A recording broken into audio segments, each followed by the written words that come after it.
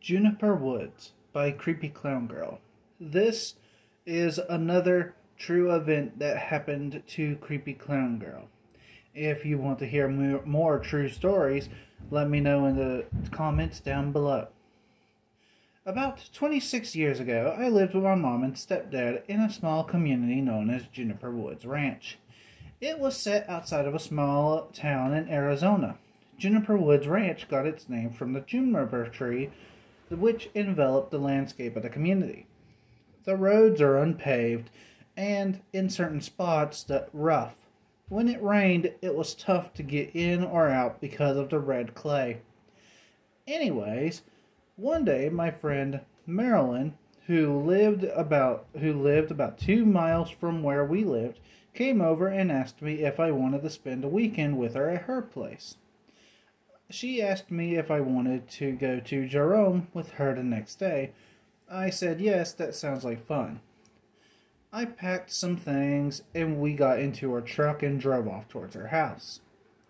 Now, the further you get back in the Juniper Woods, the more isolated and dense the population becomes. It's to where you are surrounded by nothing except trees and silence. We got to her house and I settled in. We began talking about different things that girls talk about.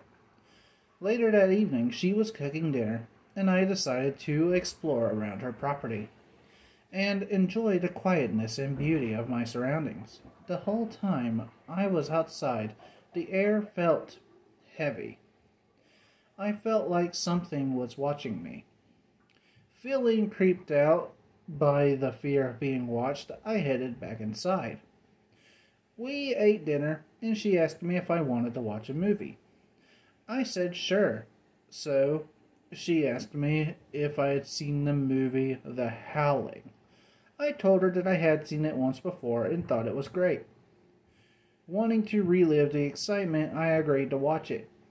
She puts the movie in, pushing it to go into the kitchen to make some popcorn and get us something to drink. When she returned, she resumed the movie and started watching it, and now I know why I only watched it once. Something about the howling always unnerved me and scared me to death. It must have been the way it invokes raw, pure fear inside of me. After the movie was over, she said we should go to sleep. We had a long and busy day tomorrow. I said, okay, cool, and we said goodnight. She went off to her room and I laid on the couch. Her house at the time had 4 large windows that didn't have any curtains on them. That night, the moon hung high in the sky, letting enough light to illuminate the living room. I didn't know how long I had laid there before I heard it. I heard his low, guttural growl and heavy breathing. I laid there, listening to it and thinking to myself, okay, you just watched a horror movie. Your mind is playing tricks on you. I need to stop scaring myself. I rolled over, making myself comfortable again, and like before, the noise came again. For whatever reason, I got the courage to look out from under my covers. I wish I didn't. Standing a few feet away was something huge, hairy, and staring directly at me with human-like eyes and the intensity of anger. I quickly threw the covers over my head, laying there frozen and shaken badly. I thought at any time this creature was going to attack and kill me. I didn't know how long I had laid there. Suddenly, it moved closer to me, breathing and growling grew louder. I could feel its hot breath on me, and the smell of was overwhelmingly nauseating. I fought the urge to throw up. I took my head out from under the covers, again seeing it was closer. I could now make out what the creature looked like. It stood over 7 feet tall. It had the face of a wolf. It was hairy and standing. Its legs shouldn't have been able to support its height or weight.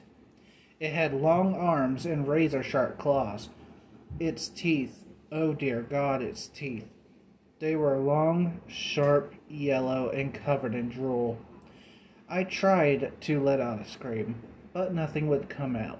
Frozen, and unable to move, I laid there staring at whatever the hell this thing was. It stared back at me. I don't know if it was from my fear, but I must have passed out.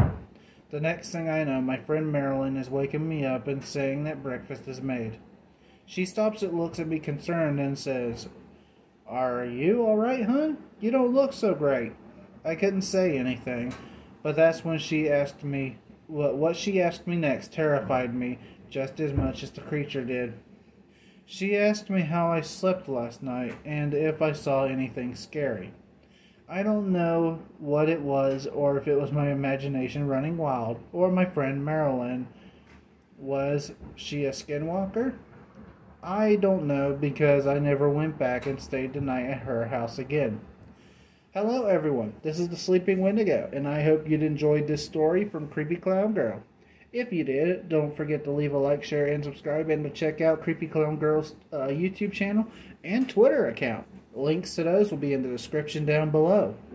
And, as always, I will see you all next time.